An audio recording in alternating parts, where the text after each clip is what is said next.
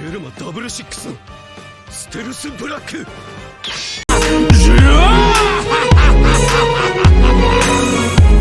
カイドウ。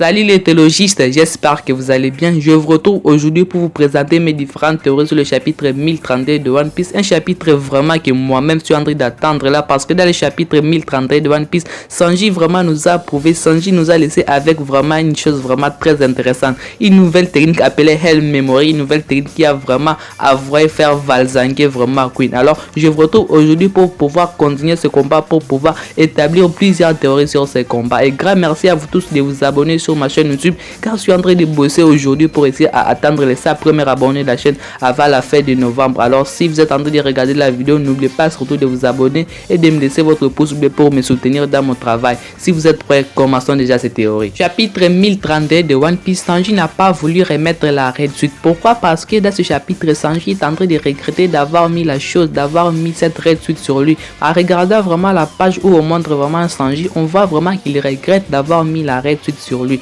Bon, j'ai une théorie à vous proposer sur comment Sanji a pu avoir valsangué Queen comme ça dans le chapitre 1031 de One Piece.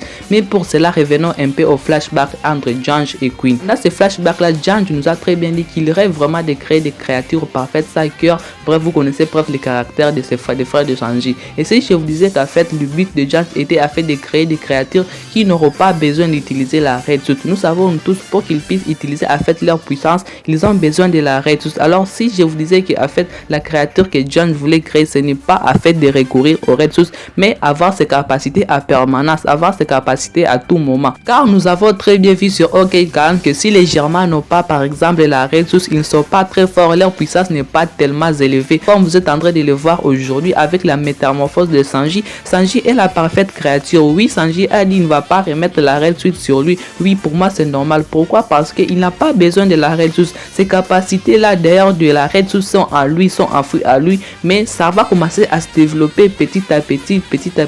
Donc Sanji va commencer à se transformer lentement. Bien sûr, il a dit qu'il ne va plus la remettre sur lui, mais oui, il n'en aura plus besoin parce que le simple fait seulement de la mettre la première fois, ça lui permet aujourd'hui d'ailleurs d'accélérer cette métamorphose, ça lui permet aujourd'hui d'accélérer la chose là qui avait déjà commencé à lui. Pour moi, Sanji aujourd'hui est en train de devenir la créature la plus parfaite de Jange. Il faudra juste un peu de temps pour que les gens puissent se rendre compte, parce que dans ce chapitre, voir vraiment Sanji faire valsanguer comme ça Queen, vraiment c'est pas moindre. On aurait dit qu'il portait la Red Suit. D'ailleurs, en regardant cela, je me suis souvenu qu'elle se battait contre Pei-John, qu'elle avait frappé. C'est presque les mêmes coups. Pour moi, c'est presque la même puissance, mais Sanji, il devra se surpasser. Sanji a vraiment beaucoup de choses à nous révéler. Sanji vraiment devra nous montrer des choses vraiment très intéressantes. D'ailleurs, des nouvelles techniques. D'ailleurs, Sanji là est destiné vraiment à nous montrer vraiment des nouvelles techniques, comme la technique qu'il nous a présentée dans ce chapitre 1032 de One Piece. C'est une technique que nous n'avons jamais vue dans l'œuvre One Piece, mais qu'il a pu utiliser aujourd'hui. Donc moi je peux vous dire qu'il nous réserve bien d'autres techniques qui seront vraiment